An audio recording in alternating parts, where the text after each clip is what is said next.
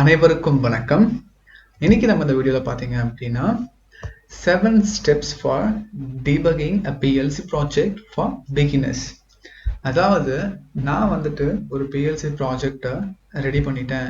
ஒரு எலக்ட்ரிக்கல் பேனலை போட்டு அந்த பேனல்ல கண்ட்ரோல் கேபினெட்ஸ் இருக்கும் இல்லையா, அதில் நான் வந்து ஒயரிங் பண்ணிட்டேன். அதுக்கு PLC ப்ரோக்ராமும் பண்ணிட்டேன்.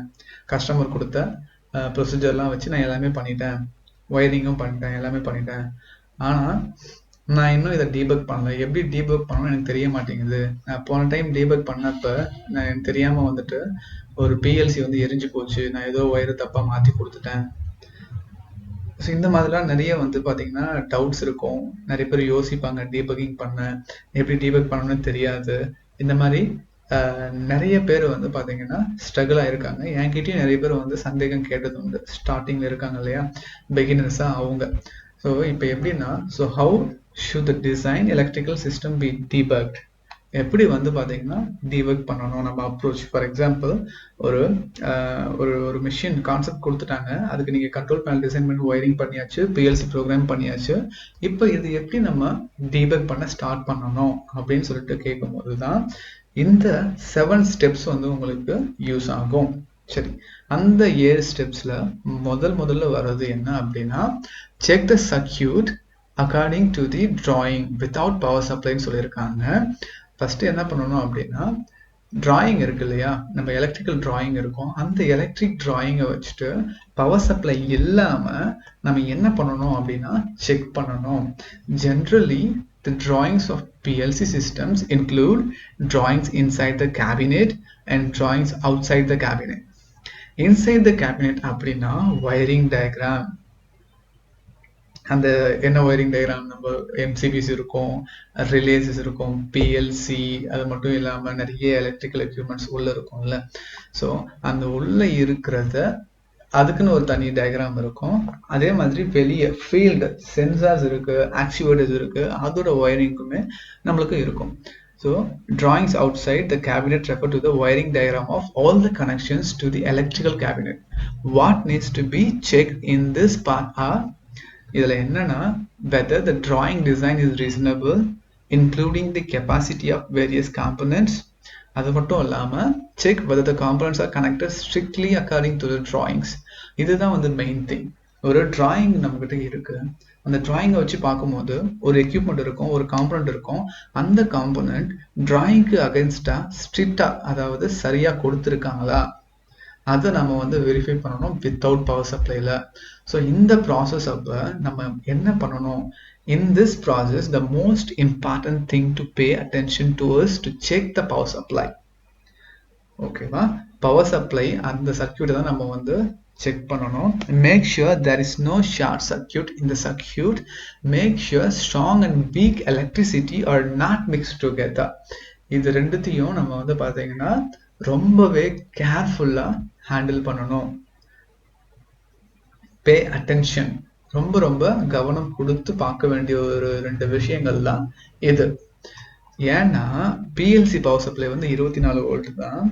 ஸோ 220 தூக்கி நீங்க பிஎல்சிக்கு கொடுத்துட்டீங்க அப்படின்னா ஒயரிங்கிறதுனால ஈஸியா வந்து பர்ன் ஆகுறதுக்கு வாய்ப்பு இருக்கு. மேபி எக்ஸ்பான்ஷன் மாடியூல் போறதுக்கும் வாய்ப்பு இருக்கு. அதனால பவர் சப்ளை கூட நம்ம விளையாடவே கூடாது. நம்ம பவர் சப்ளை வச்சு ஒரு பெரிய ப்ராப்ளமே வரதுக்கு வாய்ப்பு இருக்கு. தெரியாம வந்துட்டு பிஎல்சிக்கு 220 வோல்ட் கனெக்ட் பண்ணிட்டீங்க, ஆனா அது 24 வோல்ட் டெர்மினல் தான் அப்படின்னா மேபி நம்ம லக் எப்படி இருக்கும்னு தெரியாது. அது புகைஞ்சும் போகலாம், இல்லை எரிஞ்சும் போகலாம். ஸோ அதனால நம்ம என்ன பண்ணணும் அப்படின்னா, ஃபர்ஸ்ட் சர்க்யூட் டிராயிங்கை வச்சுக்கிட்டு நம்ம சர்க்யூட்டை வந்துட்டு பவர் சப்ளை இல்லாம செக் பண்ணணும். 24 வோல்ட் தான் கொடுத்துருக்காங்களா, 220 வோல்ட் தான் கொடுத்துருக்காங்களா, எதுவும் ஷார்ட் சர்க்யூட் ஆயிருக்கா, எதுவும் இந்த மாதிரி இந்த ஸ்ட்ராங் அண்ட் வீக் எலக்ட்ரிசிட்டி எதுவும் மிக்ஸ் ஆயிருக்கா, இந்த மாதிரி எல்லா விஷயங்களும் நம்ம வந்து பார்க்கணும் வித்தவுட் பவர் சப்ளை எலக்ட்ரிக்கல் டிராயிங்ஸை வச்சு. இது வந்து முதல் பாயிண்ட். ஒரு பிஎல்சி ப்ரோக்ராமரோட, பிஎல்சி என்ஜினியரோட ப்ராஜெக்ட் கம்ப்ளீட் பண்ணிட்டு டீபக் பண்ணக்கூடிய ஒரு முதல் ஸ்டெப் இது. அடுத்தது check the PLC external circuit which is commonly known as dotting. இது நிறைய பேர் நீங்க வந்து கேள்விப்பட்டிருக்கவே மாட்டீங்க, டாட்டிங் என்ற டேர்ம். ஸோ டாட்டிங்னா என்ன அப்படின்னு சொல்லிட்டு நம்ம பார்க்கலாம். After the power supply is confirmed, power is supplied to the test input and output points. which is commonly known as dotting. இப்போ பவர் சப்ளை வந்து நம்ம கன்ஃபார்ம் பண்ணிட்டோம், பவர் கொடுத்தாச்சு, இன்புட்டும் அவுட்புட்டையும் இப்போ நம்ம டெஸ்ட் பண்ண போகிறோம். இதுதான் வந்து டாட்டிங்னு சொல்லுவாங்க. இப்போ என்னன்னா ஐஓ பாயிண்ட்ஸ் வந்து ஒன் பை ஒன்னா டெஸ்ட் பண்ணணும், including the operation button, emergency stop button, operation indicator light, cylinder and it's limit சுவிட்ச். இது எக்ஸாம்பிளுக்கு சொல்றது. ஸோ ஒரு மிஷினில் எல்லாமே வரும், நிறைய எத்தனை ஐஓ இருக்கு எல்லாமே இதில் வந்து கவர் ஆகும். எல்லாமே நம்ம ஐஓஸ் வந்து ஒன் பை ஒன்னா செக் பண்ணியே ஆகணும். புரியுதுங்களா? இதில் வந்து பார்த்தீங்கன்னா என்ன சொல்றாங்கன்னா, the specific method is that one person operates a button on the side and the other person monitors the input and output signals in the PLC. For large systems, a test table should be established, that is, mock it after the test. If there is a wiring error during the construction process, it needs to be dealt with immediately. சரி, என்ன சொல்றாங்க அப்படின்னா, ஒருத்தர் அந்த பட்டனை வந்து operate பண்ணோம், இன்னொருத்தர் வந்து சிக்னல்லாம் வருதான்னு சொல்லிட்டு மானிட்டர் பண்ணோம், இன்புட் அவுட்புட் சிக்னலும். ஸோ இப்படி தான் வந்து ஈஸியாக ட்ரபிள் ஷூட் பண்ண முடியும். ஒரே ஆளில் அங்கே போய் ப்ரெஸ் பண்ணிட்டு திருப்பி இங்கே வந்து பார்க்கும்போது அது இருக்காது, ஏன்னா ரிலீஸ் ஆகிடும், நீங்கள் விட்டு இங்கே இந்த பக்கம் வந்தீங்க அப்படின்னா. ஸோ 2 பர்சன் வச்சுக்கிட்டு ஒரு பர்சன் அங்கே ப்ரெஸ் அந்த சிக்னல்ஸை ஆக்சுவேட் பண்ணுறது ப்ளஸ் பிஎல்சியில் மானிட்டர் பண்ணுறது ஒரு பர்சன். இதெல்லாமே கரெக்டாக இருக்குதான்னு சொல்லிட்டு பார்க்கணும். ஸோ ரொம்ப பெருசாக போகிறப்ப அங்கே வந்து பார்த்தீங்கன்னா டெஸ்ட் டேபிள் வந்து பார்த்தீங்கன்னா எஸ்டாப்ளிஷ் பண்ணி அதில் வந்து மார்க் பண்ணுவாங்க, இது ஓகே இது ஓகே இது ஓகே அப்படின்ற மாதிரி. ஸோ இப்போ வந்துட்டு நீங்கள் ஒன்று ப்ரெஸ் பண்ணி இன்னொன்று ஆன் ஆச்சு அப்படின்னா இது வந்து எரர். ஸோ உடனே நீங்கள் வந்து அதை கரெக்ட் பண்ணணும். இன்புட் இப்போ வந்து ஸ்டார்ட்டை ப்ரெஸ் பண்ணுறீங்க, ஆனால் ஸ்டாப் இன்புட் வருது அப்படின்னா நீங்கள் அதை வந்து ஸ்டார்ட்னா ஸ்டார்ட்டுக்கு தான் போகணும். அதை வந்து நீங்கள் டிஃபைன் பண்ணியிருப்பீங்க இல்லையா, அதுக்கேற்ற மாதிரி நீங்கள் கரெக்ட் பண்ணணும். ஸோ அப்புறம் இல்லாமல் அது மட்டும் இல்லாமல் in this step it should be noted that after backing up the program in the PLC needs to be clear or disabled to avoid equipment movement due to testing அப்படின்னு சொல்கிறாங்க. அதாவது it should be noted that after backing up the program, இந்த ஸ்டெப்பில் வந்து பார்த்தீங்கன்னா backing up the program in the PLC needs to be clear, இல்லைனா disable பண்ணணும், to avoid equipment movement due to testing. நீங்கள் ஐஓஎஸ் வந்து டெஸ்ட் பண்ணியிருப்பீங்க, சரி ஏதோ ஒரு இதில் வந்து பார்த்தீங்கன்னா இந்த அவுட்புட் இந்த இன்புட் ஆனாலும் இந்த அவுட்புட் ஆன் ஆனோன்னு போட்டுன்னு வச்சுக்கோங்களேன். இதை நீங்கள் போய் சும்மா டெஸ்ட் பண்ணுவீங்க, உடனே வந்து பார்த்தீங்கன்னா சிலிண்டர் வந்து ஃபார்வர்ட் ஆகும், உங்கள் கையில் வந்து இடிக்கும். என்னடா இதுன்னு பார்த்தா ப்ரோக்ராமில் எழுதி வச்சுருப்பீங்க, இது நான் எப்போ போட்டேன்னு சொல்லிட்டு நம்மளுக்கே தெரியாது. ஸோ இந்த மாதிரி சும்மா ஒரு எக்ஸாம்பிள்ஸ் நிறைய சொல்கிறேன். ஸோ பெட்டர் வந்து பார்த்தீங்கன்னா டிசேபிள் பண்ணிவிடுங்க, அப்படி இல்லைனா கிளியர் பண்ணிவிடுங்க டெஸ்ட் பண்ணும் போது, to avoid equipment movement due to testing. So நம்மளுடைய சேஃப்டிக்காக இது. ஸோ இது வந்து பார்த்தீங்கன்னா டாட்டிங்ன்றது என்ன அப்படின்னா பிஎல்சி எக்ஸ்டர்னல் சர்க்கியூட். அதை நம்ம என்ன சொல்லலாம் அப்படின்னா IO points, inputs and outputs, அதை டெஸ்ட் பண்ணுறது, அதில் ஏதாச்சும் எரர் வந்துச்சுன்னா அதை கிளியர் பண்ணுறது இமிடியேட்டாக. ஸோ இது வந்து 2வது பாயிண்ட் பிஎல்சி இன்ஜினியரோட செகண்ட் ஸ்டெப் டீபக்கிங்கில். அடுத்த ஸ்டெப் பார்த்தீங்கன்னா check the mechanical structure and test motor load. Test the motor load சொல்லிருக்காங்க. This step needs to check whether the mechanical structure is tight, அதாவது whether the motor load is properly protected to avoid accidents caused by unexpected events. After the inspection, it is necessary to manually test the operation of the equipment. For example, for forward and reverse motors, it is necessary to test whether the circuit is intact and conduct a live test run.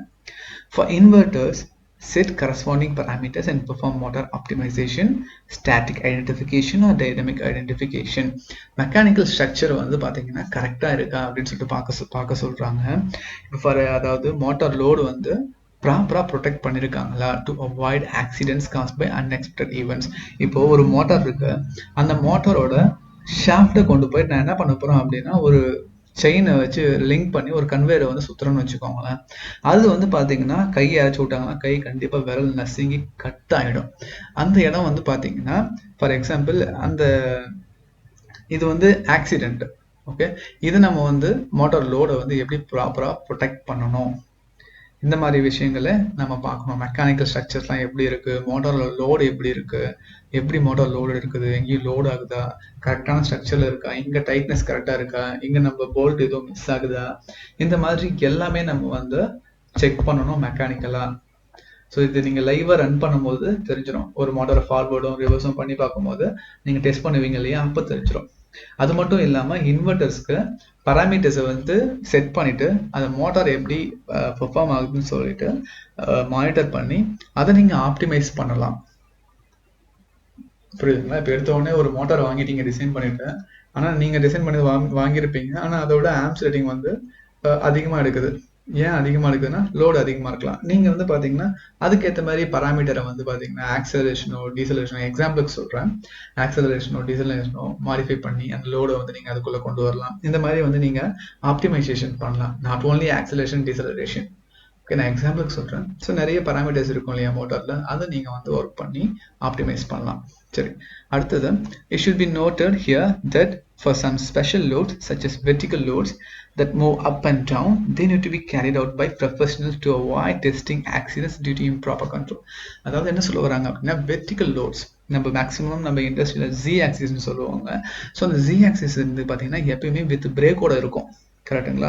So vertical லோட்லாம் எப்பயுமே வந்து நம்மளுக்கு பிரேக்கோட use பண்ணுவாங்க. ஏன் அப்படின்னா vertical லோடுன்றதுனால அதோட load force இருக்கு இல்லையா, அதோட வெயிட் வந்து பார்த்தீங்கன்னா நம்ம அந்த கிராவிட்டி வந்து ரொம்ப அதிகமாக இருக்கும். ஒரு மேலேருந்து ஒரு பொருள் நம்ம வச்சுருக்கோம் அப்படின்னா விட்டால் எப்படி வேகமாக வந்து விழும், அதே மாதிரி தான் நம்ம இந்த வெர்டிக்கல் லோடும். ஸோ பிடிச்சிக்கிட்டே இருக்கணும். ஒரு ஆள் கையை வச்சு பிடிச்சிட்டே இருந்தால் தான் என்கிட்ட இருக்க மெட்டீரியல் வந்து கீழே விழாது. அதே மாதிரி அந்த வெர்டிக்கலோட ஒரு பிரேக்கை வச்சு நான் பிடிச்சிக்கிட்டே இருக்கணும். அதை நான் விட்டுட்டேன் அப்படின்னா பிரேக் ரிலீஸ் பண்ணா கீழே வந்து இடிச்சு ஆக்சிடென்ட் தான் ஆகும். ஸோ இது எக்ஸாம்பிளுக்கு சொல்கிறேன். வெர்டிக்கல் லோடுன்றது எப்பயுமே கொஞ்சம் ஹெவியான லோடாக இருக்கும். ஈவன் சின்ன மெட்டீரியல் இருந்தாலும் அதோட ஃபோர்ஸ் வந்து பார்த்தீங்கன்னா அதிகமாக இருக்கும். ஸோ அது வந்து பார்த்தீங்கன்னா ப்ரொஃபஷனல் தான் வந்து அதை ஹேண்டில் பண்ணணும். புரியுதுங்களா? நம்மளுக்கு தெரியாம இம்ப்ராப்பர் கண்ட்ரோல் பண்ணிட்டு கண்ட்ரோல் பண்றப்ப இம்ப்ராப்பர் ஆயிடுச்சுன்னு வச்சுக்கோங்களேன், கண்டிப்பா அது வந்து ஒரு ஆக்சிடென்ட்ல போய் முடிய வாய்ப்பு இருக்கு. ஸோ நம்ம மெஷின்ஸ்ல பண்ண வேண்டியது மெக்கானிக்கல் ஸ்ட்ரக்சர்ஸ் எல்லாம் ஒழுங்கா இருக்கான்னு பார்க்கணும், மோட்டரோட லோட்லாம் கரெக்டாக இருக்கான்னு பார்க்கணும், ப்ளஸ் அதோட ப்ரொடெக்ஷன் ஷாஃப்ட் எண்ட் இருக்கும் இல்லையா, அதில் வந்து லோட் கனெக்ட் பண்ணிருப்பீங்க, அந்த லோடோட ப்ரொடெக்ஷன் கரெக்டாக இருக்கா, மெக்கானிக்கல் அலைன்மெண்ட்ஸ் எல்லாமே நீங்கள் வந்து இந்த இதில் பார்க்குற மாதிரி இருக்கும். ஸோ இது full and fully mechanical and மோட்டாரோட பர்ஃபார்மன்ஸ் ஆப்டிமைசேஷன் சொல்லலாம். சரிங்களா? And then protection, machine protection, mechanical protection, okay, electrical நான் சொல்லலாம். சரி, அடுத்து வந்து பார்த்தீங்கன்னா debugging manual mode, அப்புறம் semi automatic mode and related logical relationships சொல்லியிருக்காங்க. இப்போ நம்ம IO-வை டெஸ்ட் பண்ணிட்டோம். after testing the IO points and the load side, the next step is debugging in manual mode. Manual mode la the manual mode here can also be called semi-automatic mode சொல்லுவாங்க. It does not mean directly pressing the solenoid valve or contactor by hand, but driving the device through buttons or HMI buttons, which correspond to the automatic state. Manual mode testing can decompose the automatic mode according to human will, which is convenient for testing procedures. இப்போ என்ன சொல்றாங்க அப்படின்னா, manual mode semi automatic mode ஒன்றும் குறைஞ்சது இல்லை, ரெண்டும் ஒன்று தான் அப்படியும் கூப்பிடலாம் அப்படின்னு சொல்கிறாங்க. சரி, ஓகே. அதாவது இது மேனுவல் மோடுன்னா என்னென்னா, டேரெக்டாக நான் போய் சொன்னேன் வால்வை குத்துவேன், கையிலேயே ஆன் பண்ணுவேன், ஆக்டிவேட் பண்ணுவேன் அப்படின்றது அர்த்தம் கிடையாது. டிரைவிங் த device through buttons, HMI buttons. இப்போ நம்ம ஃபிசிக்கலாக வந்து ஒரு கண்ட்ரோல் ஆப்ரேட்டர் பேனல் இருக்கும், அதில் வந்து மோட்டார் ஃபார்வர்ட் ரிவர்ஸ் பட்டன் இருக்கும் இல்லையா, அந்த மாதிரி நான் மேனுவல் மோடை போட்டுட்டு நான் இதை ப்ரெஸ் பண்ணால் ஆன் ஆகுதா, இல்லை மாற்றி ஆன் ஆகுதா, ஃபார்வர்ட் பண்ணால் ரிவர்ஸ் ஆன் ஆகுதா, இல்லை ரிவர்ஸ் பண்ணால் ஃபார்வர்ட் ஆன் ஆகுதா, இதை வந்து நம்ம வெரிஃபை பண்ணணும். இதில் ப்ராப்ளம் வந்தால் இதை நம்ம ட்ரபிள் ஷூட் பண்ணி இதை சரி பண்ணணும். ஃபார்வர்ட்னா ஃபார்வர்டு தான் ஆகணும், ரிவர்ஸ்னா ரிவர்ஸ் தான் ஆகணும், அதை நம்ம பண்ணணும். அதே மாதிரி the most important thing in this link is to test the safety functions, that is to test whether the safety functions such as emergency stop and safety light curtain play the corresponding role when the equipment is running. ஒரு equipment run ஆகுது அப்படின்னா அந்த equipment running எக்யூப்மெண்ட்ல எது முக்கியம் கேட்டிங்க அப்படின்னா, எனக்கு safety வைஸில் பார்த்தீங்கன்னா எமர்ஜென்சி ஸ்டாப் அப்புறம் சேஃப்டி லைட் கர்டைன் தான் சொல்லுவேன். அது இல்லாமல் சேஃப்டி சுவிட்சஸ் இருக்கலாம், அது ஓகே, தட்ஸ் டிஃப்ரெண்ட் சினாரியோ. எடுத்தோடனே பார்க்க வேண்டியது இந்த எமர்ஜென்சி ஸ்டாப்பும் லைட் கர்டைனும் தான். ஒரு பர்சன் வந்து உள்ளே என்ட்ரு ஆகுறாங்களே ஆட்டோ சைக்கிள் ரன்னிங்கில், so safety light curtain sense ஆகிட்டு ஒரு இன்புட் கொடுத்துட்டு யாரோ வந்து என்ன டிஸ்டர்ப் பண்ணிட்டாங்க, மிஷினை ஸ்டாப் பண்ணுறேன் நான் அப்படின்னு சொல்லிட்டு ஒரு அலாரம் வரும். கரெக்டாக சேம் எமர்ஜென்சி ஸ்டாப் பண்ணுறது ஒரு எமர்ஜென்சி சுச்சுவேஷனில் நம்ம ப்ரெஸ் பண்ணக்கூடிய ஒரு பட்டன் தான் அது. ஸோ இந்த ரெண்டுமே வந்து பார்த்தீங்க அப்படின்னா நம்ம செக் பண்ணணும், சேஃப்டி ஃபங்க்ஷன்ஸ் நம்ம ப்ரோக்ராம் பண்ணியிருக்குமான்னு பார்க்கணும், அந்த ப்ரோக்ராமில் இது கரெக்டாக லிங்காக இருக்கா அப்படின்னு பார்க்கணும். எமர்ஜென்சி ஸ்டாப் போட்டால் கரெக்டாக எல்லாமே ஸ்டாப் ஆகுதா, சேஃப்டி லைட் கர்டைன் இன்டரப்ட் ஆச்சு அப்படின்னா எல்லாமே ஸ்டாப் ஆகுதா, அலாரம் ரைஸ் ஆகுதா, HMIல கரெக்டாக பண்ணியிருக்குமா, இந்த மாதிரி விஷயங்கள் இந்த டீபக்கிங்கில் மேனுவல் மோட்லேயும் செமி ஆட்டோமேட்டிக் மோட்லேயும் நம்ம பார்க்கணும். புரியுதா? சரி, இது வந்து 4வது ஸ்டெப்பு. 5வது ஸ்டெப்ல பார்த்தீங்கன்னா debug the automatic mode according to the production process. இதுக்கு முன்னாடி பார்த்தது நம்ம மேனுவல் ப்ராசஸ் பார்த்தோம். இப்போ வந்து பார்த்தீங்கன்னா ஆட்டோமேட்டிக் மோட். ஸோ ஆட்டோமேட்டிக் மோட்ன்றது என்னன்னா ப்ரொடக்ஷன் ப்ராசஸ் தான் ஆட்டோ மோட்னு சொல்லுவோம். ஆட்டோ மோட்ல பார்த்தீங்கன்னா after completing the semi-automatic debugging, you can further debug the automatic work. This link is the most important. It is necessary to test various interlocks according to the production process, including logical interlocks, safety interlocks, etc., and test several working cycles to ensure that the system can work continuously and correctly. Okay, இங்க என்ன சொல்றாங்க அப்படின்னா, இப்போ நம்ம semi automatic debugging முடிச்சிட்டோம். Manual மோட்ல போட்டு எல்லா டிவைசஸும் கரெக்டாக ஒர்க் ஆகுதா அப்படின்னு பார்த்தோம் இல்லையா? அதுக்கப்புறமா நம்ம என்ன பண்ணலாம் அப்படின்னா ஆட்டோ லாஜிக்கை நம்ம செக் பண்ணலாம். அந்த ஆட்டோ லாஜிக் செக் பண்ணும் போது நம்ம என்ன பண்ணலாம் அப்படின்னா ப்ரொடக்ஷன் ப்ராசஸ் வந்து நம்மளுக்கு ஒரு டீம்ல இருந்து கொடுத்துருப்பாங்க. புரியுதுங்களா? ஒரு ப்ராசஸ் டீம்லேருந்து இதுதான் ப்ராசஸ்ஸு, இந்த மிஷின் இந்த ப்ராசஸ் தான் ரன் ஆகணும், இதுதான் வந்து இந்த மிஷினோட ப்ரொடக்ஷன் ப்ராசஸ் அப்படின்னு கொடுக்கும்போது அந்த ப்ரொடக்ஷன் ப்ராசஸில் எனக்கு இந்த ஆக்சிஸ் போகும்போது எனக்கு இந்த ஆக்சிஸும் வரக்கூடாது அப்படின்னு சொல்லிட்டு நம்ம லாஜிக்கலாக இன்டர்லாக் போட்டிருப்போம், சேஃப்டி இன்டர்லாக் போட்டிருப்போம். இந்த மாதிரி நிறைய விஷயங்கள் நம்ம ப்ரோக்ராமில் பண்ணியிருப்போம் ஆட்டோ ப்ராசஸில். ஸோ ஆட்டோ மோட் ஸ்டார்ட் பண்ணிவிட்டு இதெல்லாம் ஒர்க் ஆகுதா அப்படின்னு சொல்லிட்டு நம்ம டெஸ்ட் பண்ணணும். ஓகே, ஸோ ஒரு சைக்கிள் போயிட்டு ஓகே சக்ஸஸ் ஆகிடுச்சு அப்படின்னு விட்டுறாம ஒரு 30, 40, 50 சைக்கிள் உங்களுக்கு வந்து சாட்டிஸ்ஃபேக்ஷன் வர மாதிரி என்னோட ப்ரோக்ராம் கரெக்டாக வேலை செய்யுது, இது பிரச்சனையே வராது, நான் 200 டைம் வேலிடேட் பண்ணிட்டேன், நான் நின்று பார்த்தேன், எந்த இஷ்யூஸும் வரல அப்படின்னு சொல்லிட்டு ஒரு கான்ஃபிடென்ட்டாக சொல்லணும் அப்படின்னா இதை நம்ம பண்ணியே ஆகணும். இது வந்து பார்த்தீங்க அப்படின்னா automatic mode according to the production process.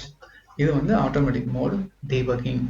Semi automatic mode வந்து போன ஸ்டெப்பில் பார்த்தோம், இந்த ஸ்டெப்பில் ஆட்டோமேட்டிக் மோடு. சரி, அடுத்து testing the special processes. In addition to logic control, the PLC system also has many expanded functions such as PID control. When this logic debugging is basically completed, you can start debugging analog and pulse control. The most important thing is to select the appropriate control parameters. Generally speaking, this process is relatively long. Kandipa, you need to be patient and make multiple choices of parameters and then choose the best one. For some PLCs, its PID parameters can be obtained through self-tuning. However, the self-tuning process also takes a considerable amount of time to complete. இந்த ஸ்டெப்பை பொறுத்த வரைக்கும் கண்டிப்பாக நம்ம எல்லாருக்கும் பொறுமைன்றது மிக மிக மிக அவசியமான ஒன்று. இப்போ என்ன சொல்றாங்க அப்படின்னா நம்ம ஆட்டோமேட்டிக் லாஜிக் முடிச்சிட்டோம், அந்த ஆட்டோமேட்டிக் லாஜிக்ல பிஐடி கண்ட்ரோல் வருது அப்படின்னா இந்த பிஐடியை சூஸ் பண்ணும்போது ஒரு ஃபைன் டியூன் பண்ணும்போது கண்டிப்பாக நம்மளுக்கு பொறுமை வேணும். செல்ஃப் டியூனிங், அதை எப்படி டியூனிங் ப்ராசஸ்னு ஒன்று இருக்கும் இல்லையா, அதை நம்ம பொறுமையாக தான் பண்ண முடியும், எடுத்த உடனே டியூன் பண்ணிட முடியாது. ஸோ டியூனிங்ன்றது அதோட நேமோட அர்த்தமே டியூனிங். ஓகே, அது வந்து டியூனிங் தான் பண்ண முடியும், அதாவது போக போக பண்ண முடியாது, அதாவது ஒன் டைம் பண்ணக்கூடியது கிடையாது, multiple times it can be extend அப்படி தான் சொல்கிறாங்க. அது மட்டும் இல்லாமல் அனலாக் யூஸ் பண்ணால் அனலாக் நம்ம ட்ரபிள் ஷூட் பண்ணலாம், பல்ஸ் யூஸ் பண்ணோம் அப்படின்னா பல்ஸை ட்ரபிள் ஷூட் பண்ணலாம். இதெல்லாம் வந்து பார்த்தீங்கன்னா ட்ரபிள் ஷூட்டிங் மெத்தட்ஸ். இந்த ஸ்பெஷல் ப்ராசஸ் அந்த அதுக்குள்ளே வரும் இந்த பிஐடி, பல்ஸ், அனலாக், இது எல்லாமே. ஓகே, ஸோ இந்த பிஐடியில் செல்ஃப் டியூனிங்கிறது கண்டிப்பாக வந்து ஒரு சின்ன ஒரு கொஞ்சம் டைம் எடுத்துக்கும் கம்ப்ளீட் பண்ணுறதுக்கு, செல்ஃப் டியூனிங் அந்த ப்ராசஸ் முடிகிறதுக்கு. ஸோ கண்டிப்பாக நம்ம இந்த ஸ்பெஷல் ப்ராசஸில் ஒர்க் பண்ணும்போது நம்ம என்னெல்லாம் படிச்சிருக்கணும் அப்படின்னா பிஐடி பற்றி படித்து தெரிஞ்சுக்கணும், அனலாக் கண்ட்ரோல், பல்ஸ் கண்ட்ரோல், அது மட்டும் இல்லாமல் வேறு ஏதாச்சும் ஸ்பெஷல் கேசஸ் இருந்துச்சுன்னா அதை பற்றி நல்லா படித்து தெரிஞ்சால் மட்டும்தான் ட்ரபிள் ஷூட்டிங் நம்ம பண்ண முடியும். ஸோ அந்த மாதிரி வந்துட்டு நீங்கள் உங்களை ப்ரிப்பேர் பண்ணிக்கணும். Testing of special processes. இப்போ அடுத்து இது வந்து கடைசி step. The entire debugging is basically completed and the next step is pre-production. Pre-production is a work test before production. இப்போ ப்ரீ-ப்ரொடக்ஷன்ன்றது ப்ரொடக்ஷனுக்கு முன்னாடி பண்ணக்கூடிய ஒரு ஒர்க் டெஸ்ட் தான் ப்ரீ-ப்ரொடக்ஷன் சொல்கிறாங்க. இந்த ஸ்டேஜில் some special test can be carried out in conjunction with production. அதாவது என்ன சொல்லுவாங்க அப்படின்னா சேஃப்டி ஃபங்க்ஷன்ஸ்லாம் கரெக்டாக ஒர்க் ஆகுதா, இந்த மாதிரி விஷயங்கள்லாம் வந்துட்டு பார்ப்பாங்க. Generally, the project can be handed over after a certain period of continuous production. இதெல்லாம் வந்து பார்த்தீங்கன்னா கம்ப்ளீட் பண்ணிட்டோம், இந்த ஸ்பெஷல் டெஸ்ட் எல்லாமே ஓகே அப்படின்னா நம்ம வந்துட்டு கண்டினியூஸ் ப்ரொடக்ஷனுக்கு ஹேண்ட் ஓவர் பண்ணலாம். ஸோ இதுதான் பார்த்தீங்கன்னா complete all the above steps. ஒரு பிஎல்சி பிகினர், ஒரு என்ஜினியர் பிகினராக இருந்து ஒரு ப்ராஜெக்ட் பண்ணிட்டு எப்படி ட்ரபிள் ஷூட் பண்ணணும்னு தெரியல அப்படின்னா நீங்கள் இப்படி தான் வந்து உங்களுடைய ட்ரபிள் ஷூட்டிங்கை ஆரம்பிக்கணும். இப்படி தான் நீங்கள் பண்ணணும். இதை விட நிறைய ஐடியாஸ் இருக்கலாம் உங்களுக்கு. அது இருந்துச்சு தெரிஞ்சிச்சுன்னா நீங்கள் கமெண்ட்ல சொல்லுங்கள். இன்னொரு சஜஷனோ இல்லை ஏதாச்சும் ஒரு advice மாதிரி சொல்லலாம் பார்த்தீங்க அப்படின்னா, newbies especially need to pay attention to the power supply. I remember when I was debugging my first project many years ago, the construction unit connected to 220 volt contacts and 20 volt contacts of the large bed pull cord switch incorrectly. அப்போ என்னாச்சு அப்படின்னா எரிஞ்சு போச்சு. 220 வோல்ட்டையும் 24 வோல்ட்டையும் நான் மாற்றி connect பண்ணிட்டேன். So இது வந்து எனக்கு வந்து ஒரு லெசன் லேர்னு. அதுக்கப்புறமா நான் என்ன பண்ணேன் அப்படின்னா 220 வோல்ட்லாம் கரெக்டாக பார்ப்பேன், 24 வோல்ட்லாம் கரெக்டாக பார்ப்பேன். அதிலிருந்து எனக்கு வந்து இது வரைக்கும் எந்த விஷயத்தினால எனக்கு ஒரு சின்ன பிரச்சனை கூட வந்தது கிடையாது. ஸோ டீபக்கிங்கில் கண்டிப்பாக நம்ம பவர் சப்ளைக்கு ஒரு பெரிய அட்டென்ஷன் கொடுத்து தான் நம்ம பார்க்கணும். ஸோ இதுதான் பார்த்தீங்க அப்படின்னா ஒரு பிஎல்சி இன்ஜினியரு ப்ராஜெக்ட் பண்ணிட்டாரு, டிசைன் பண்ணிட்டாரு, ஒயரிங் பண்ணிட்டாரு, பட் எப்படி ட்ரபிள் ஷூட் பண்ணணும்னு தெரியல அப்படின்னா இதுதான் ப்ரொசீஜர்ஸ். இது வந்து ப்ரொசீஜர்ஸ் தான் சொல்லியிருக்கேன். ஸோ இதுக்குள்ள ஒவ்வொரு ப்ரொசீஜருக்குள்ளவே நிறைய ஸ்டெப்ஸ் அடங்கியிருக்கும். அதெல்லாமே வந்து நீங்கள் வந்து கற்றுக்கணும், தெரிஞ்சுக்கணும். என்னால் ஒரு சிலதான் சொல்ல முடியும், எல்லாமே சொல்ல முடியாது. அப்புறம் வந்து நீங்களே சொல்லுவீங்க என்ன உங்கள் வீடியோ ரொம்ப தியரட்டிக்கலாக போகுது, ப்ராக்டிக்கலாக கொண்டு வாங்க. இதெல்லாம் வந்து ப்ராக்டிக்கலாக போடவே முடியாது. இதெல்லாம் பை எக்ஸ்பீரியன்ஸில் வரக்கூடிய ஒன்று. அப்படியே உங்களுக்கு நான் சொல்லிக் கொடுக்குறேன், பகிர்ந்து கொள்ளுறேன். சரிங்களா? சரி. ஸோ இந்த வீடியோவில் பார்த்தீங்கன்னா இது ரொம்பவே ஒரு யூஸ்ஃபுல்லான கண்டென்ட். உங்களுக்கு பிடிச்சிருந்துச்சு, நீங்கள் கற்றுக்கிட்டீங்கன்னு நினச்சிங்கன்னா உங்கள் நண்பர்களுக்கு இதை பகிர்ந்து கொள்ளுங்கள். அடுத்த வீடியோவில் பார்க்கலாம்.